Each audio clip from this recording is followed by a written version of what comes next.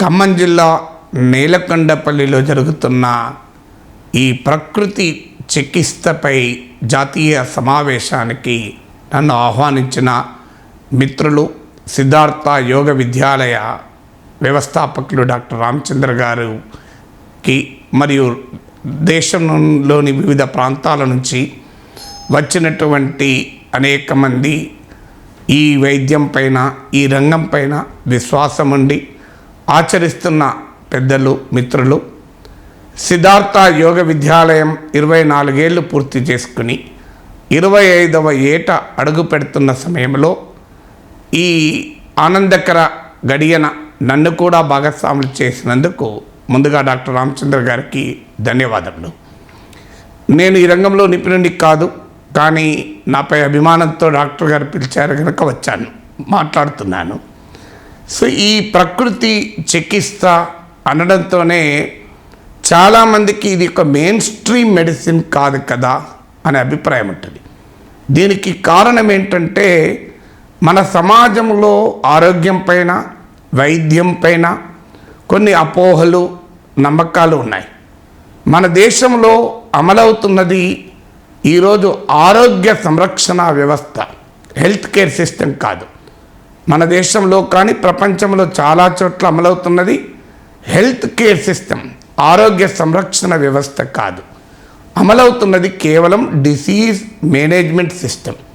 అంటే నీకు రోగం వస్తే, నీకు అనారోగ్యం వేస్తే ఆసుపత్రికి వెళ్తావు, దాన్ని తగ్గించడమా నియంత్రించడమా, దానికి ఏ రకమైన ఔషధాలు ఇవ్వాలి, అవసరమైతే ఏ చికిత్సలు ఇవ్వాలి, ఇంతవరకే మనం చూస్తున్నాం. కానీ మనిషి ఆరోగ్యానికి, ప్రజారోగ్యానికి కీలకమైంది ఏంటంటే ఒక విస్తృతమైన పరిధిలో ఆరోగ్యాన్ని అర్థం చేసుకోవాలి. Health is not just a function of hospitals, drugs, medicines. ఆరోగ్యం అంటే కేవలం డాక్టర్లు, ఆసుపత్రులు, ఔషధాలు అనే అభిప్రాయంతో ఉంటారు. నిజంగా ఆరోగ్యం అంటే అసలు ఏనాడు ఆసుపత్రికి పోవలసిన అవసరము రాని వ్యవస్థ నిర్మించడమే నిజమైన ఆరోగ్య వ్యవస్థ. ఏనాడు ఔషధం తీసుకోవలసిన అవసరము లేని ఒక సమాజాన్ని నిర్మించడమే ఒక మెరుగైన ప్రజారోగ్య వ్యవస్థ. అందువల్ల ప్రజారోగ్య వ్యవస్థ లక్ష్యం ఎటువైపు ఉండాలంటే ఆసుపత్రులు, మందులు, ఔషధాలు, డాక్టర్లు, వీటి అవసరము లేని సమాజాన్ని నిర్మించే దిశగా ఉండాలి. ఆ ప్రయాణం చాలా క్లిష్టమైంది, బహుదూరమైంది. కానీ మనకు అర్థం కావాల్సింది అంటే ఆరోగ్యం అనేది ఆసుపత్రుల్లో, మందుల దుకాణాల్లో దొరకదు. ఆరోగ్యం అనేది మన జీవితంలో దొరుకుతుంది, మన చుట్టూ ఉన్న ఎన్విరాన్మెంట్లో దొరుకుతుంది, మన అలవాట్లలో దొరుకుతుంది, మన జీవన శైలిలో దొరుకుతుంది ఆరోగ్యం అనేది. అందుకే దురదృష్టవశాత్తు ఆరోగ్యం కూడా ఒక బడా పరిశ్రమగా మారిన తర్వాత, అదొక విశృంఖల వ్యాపారంగా రూపాంతరం చెందిన తర్వాత ఈరోజు ఆరోగ్యం అంటే నిర్వచనమే మారిపోయింది. ఆరోగ్యం అంటే క్యూరబుల్ సిస్టమ్గా మాత్రమే మారింది, కానీ ప్రివెంటివ్ సిస్టమ్గా రూపాంతరం చెందలేదు. ప్రభుత్వాల విధానాల్ని మార్చడం అవసరమే, కానీ అది మన ఒక్కరి చేతిలో లేదు. కానీ వ్యక్తిగా మనమేం చేయగలం? నన్ను ఒకరోజు మా ప్రొఫెసర్ పిలిచి అడిగాడు, నీవు తాగుతావా అన్నాడు. లేదు సార్ అన్నాను. నీవు స్మోక్ చేస్తావా, డూ యూ డ్రింక్ అన్నాడు. నో అన్నాను. డూ యూ స్మోక్ అన్నాడు. నో అన్నాను. డూ యూ మెడిటేట్ అన్నాడు. నో అన్నాను. అవసరం లేదు. నీకు మందు అలవాటు లేదు, సిగరెట్ అలవాటు లేదు, నీవు ఆహార అలవాట్లు ఆరోగ్యకరంగా ఉన్నప్పుడు నీకు ఆ జీవితమే ఒక ధ్యానం లాంటిది అన్నాడు. అవసరమైతే ధ్యానం కూడా కీలకం కాదన్నాను. ఎందుకంటే మనిషి ఆరోగ్యానికి నిజమైన నిర్వచనం ఏంటి అంటే మన సహజ సంరక్షక వ్యవస్థల్ని బలోపేతం చేయడం. మనం కరోనా సమయంలో ఈ పదం విన్నాం, ఇమ్యూనిటీ అని. అంతకుముందు ఎవరికీ తెలియదు ఇమ్యూనిటీ. మనం విన్నాం కరోనా సమయంలో ఆరోగ్యానికి, జీవనశైలికి, ఆరోగ్యానికి, ఆహారానికి, ఆరోగ్యానికి, అలవాట్లకు ఉన్న సన్నిహిత సంబంధం ఏంటి అనేది అప్పటికి కానీ ప్రపంచానికి అర్థం కాలేదు. అప్పటికి కానీ ఆధునిక వైద్య శాస్త్రం వాటిపైన దృష్టి పెట్టాల్సినంతగా పెట్టలేదు. సో అప్పటి వరకు ప్రభుత్వాలు దానిపై పెట్టాల్సినంతగా పెట్టలేదు. కానీ చేతులు కడుక్కోవాలి అనేది కూడా మనకు కరోనా నేర్పాల్సి వచ్చింది. ఆరోగ్యకరమైన ఆహారాన్ని భుజించాలి అనేది కూడా మనకు కరోనా లాంటి మహమ్మారి నేర్పించాల్సి వచ్చింది. అందువల్ల జీవితంలో మనం ఎలా ప్రకృతితో సహజీవనం చేస్తాం, ఎలా ప్రకృతినిలో మనము మమేకమవుతాం అన్నది మన ఆరోగ్యాన్ని నిలబెడుతుంది. సృష్టిలో జీవితంలో ఒక అద్భుతమైన అంశం ఏంటంటే మన శరీరమే ఒక గొప్ప వైద్యుడు, మన శరీరమే గొప్ప ఆసుపత్రి, మన శరీరమే గొప్ప ఔషధం. మన శరీరంలో అనేక రకాల సహజ సంరక్షక వ్యవస్థలు ఉంటాయి. ఆ సహజ సంరక్షక వ్యవస్థల్ని కనుక మనం డిస్టర్బ్ చేయకపోతే మనం చాలా ఆరోగ్యంగా ఉంటాం. నిజంగా చెప్పాలంటే నిరంతరం మన పైన అనేక రకాల ప్రమాదకరమైన సూక్ష్మజీవుల దాడి జరుగుతూనే ఉంటుంది. కానీ వాటి నుంచి మనల్ని కాపాడేది ఔషధాలు కాదు, వాటి నుంచి మనల్ని కాపాడేది డాక్టర్లకు కాదు, వాటి నుంచి మనల్ని కాపాడేది హాస్పిటల్స్ కాదు, వాటి నుంచి మనల్ని కాపాడేది మన నేచురల్ ఇమ్యూన్ సిస్టమ్. ఆ నేచురల్ ఇమ్యూన్ సిస్టమ్ మన శరీరంలో ఉండే సహజ సంరక్షక వ్యవస్థ రోగ క్రిములతో పోరాడుతుంది, రోగ లక్షణాలతో పోరాడుతుంది, రోగాల నుంచి కాపాడుతుంది. ఎప్పుడు మనము అనారోగ్యం పాలవుతామంటే ఈ సహజ సంరక్షక వ్యవస్థల్ని మనము దెబ్బతీసుకున్న రోజు మనం దెబ్బతింటాం. మీరు చూడండి, సముద్రపు ఒడ్డుకు వెళ్ళి చూడండి, కోరల్ రీఫ్స్ ఉంటాయి, అవి సహజ సంరక్షక వ్యవస్థలు. అలాగే మ్యాంగ్రూవ్ మడారణ్యాలు ఉంటాయి, అవి సహజ సంరక్షక వ్యవస్థలు. అంటే తీర ప్రాంతానికి వరదలు రాకుండా, సముద్రపు కెరటాలు ముంచెత్తకుండా మనను కాపాడుతూ ఉంటాయి. మానవుడు ఏం చేస్తాడు? ఆ సహజ సంరక్షక వ్యవస్థల విధ్వంసం చేస్తాడు. ఫలితంగా మనం వరద ప్రమాదాలు ఎదుర్కొంటాం, తుఫాన్ బీభత్సాలు ఎదుర్కొంటాం. అందువల్ల ప్రకృతిలో అడుగడుగున ఈ సహజ సంరక్షక వ్యవస్థలు ఉన్నాయి. ఆ సహజ సంరక్షక వ్యవస్థలు ప్రకృతిలో ఉన్నాయి, మనలో ఉన్నాయి.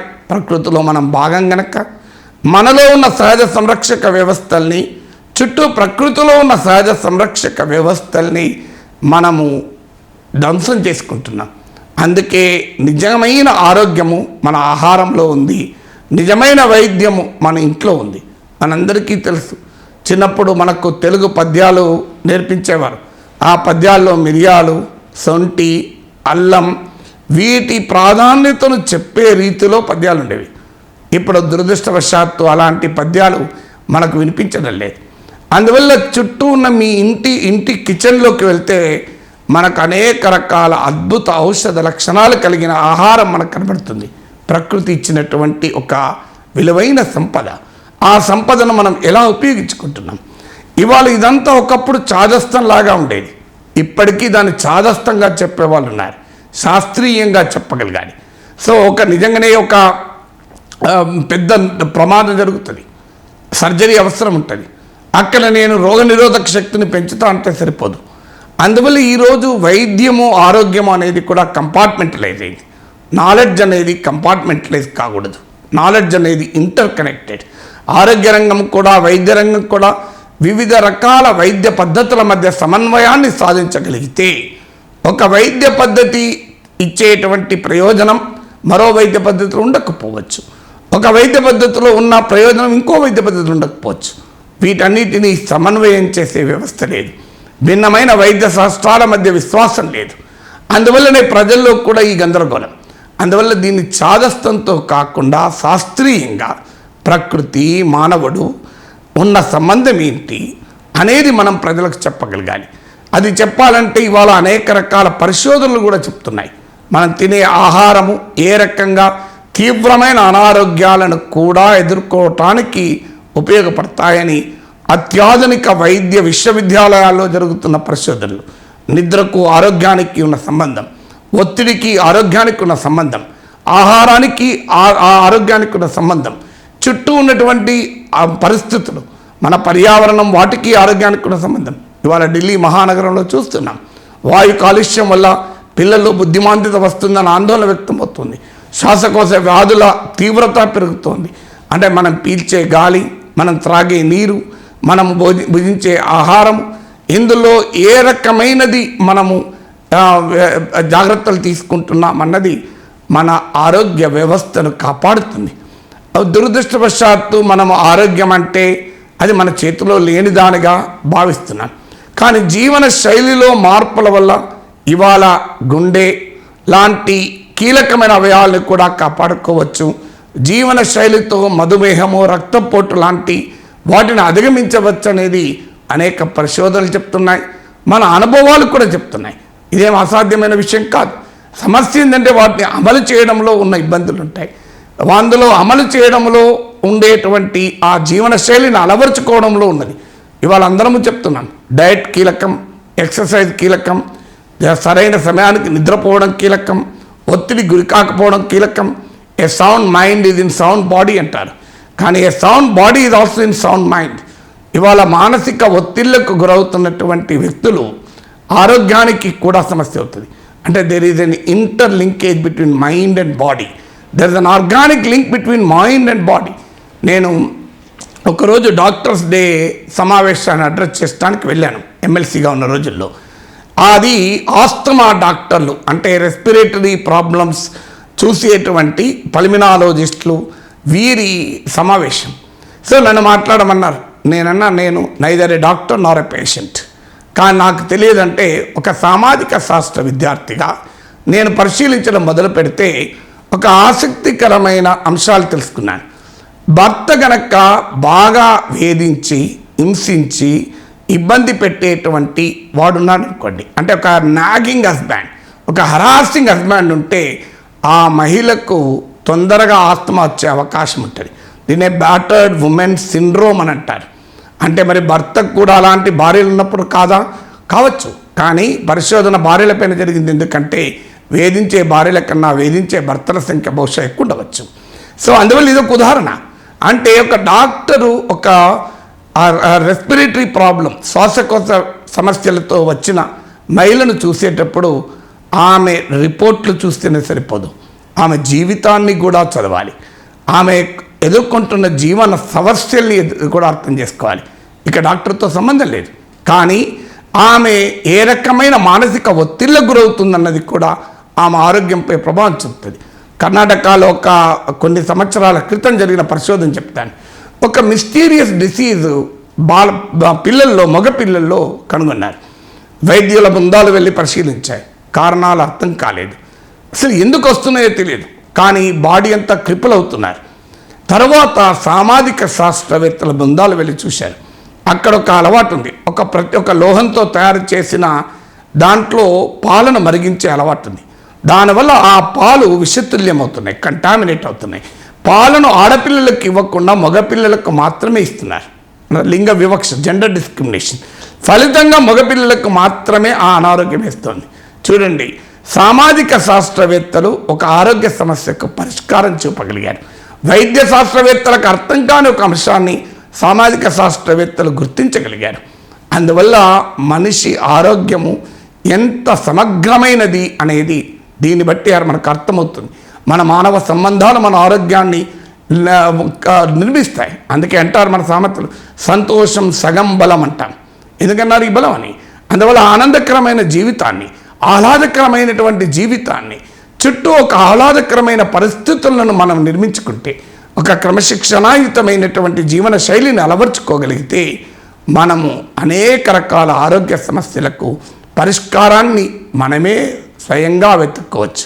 అందువల్ల ప్రజారోగ్య వ్యవస్థలో ప్రకృతి చికిత్స ఒక కీలకమైన అంశం. అందువల్ల ప్రజారోగ్య పరిరక్షణలో ఆరోగ్యానికి ఒక విస్తృతమైన నిర్వచనాన్ని ఇవ్వగలగాలి, చాదస్తాలు లేని శాస్త్రీయ దృక్పథాన్ని ఇవ్వగలగాలి. మౌఢ్యంతో కాకుండా, నమ్మకం విశ్వాసం కాకుండా, ఆచరణ ద్వారా, అనుభవం ద్వారా, ఫలితాల ఆధారంగా ఎవిడెన్స్ బేస్డ్గా చూపెట్టగలగాలి. అప్పుడే మనము దీన్ని యొక్క శాస్త్ర విజ్ఞానంగా అభివృద్ధి చేసే అవకాశం ఉంటుంది. లేకపోతే అనేక రకాల మూఢనమ్మకాలు కూడా పెరుగుతాయి. నేను ఒకప్పుడు విన్నాను, తల్లి పాలు గనక కంజక్టివైసిస్, కండ్ల కలక వచ్చిన వారి కళ్ళల్లో వేస్తే, తల్లి పాలు వేస్తే తగ్గుతాయి అని ఎవరో అనంగా విన్నాను. వెళ్ళి నేత్ర వైద్యుని అడిగాను.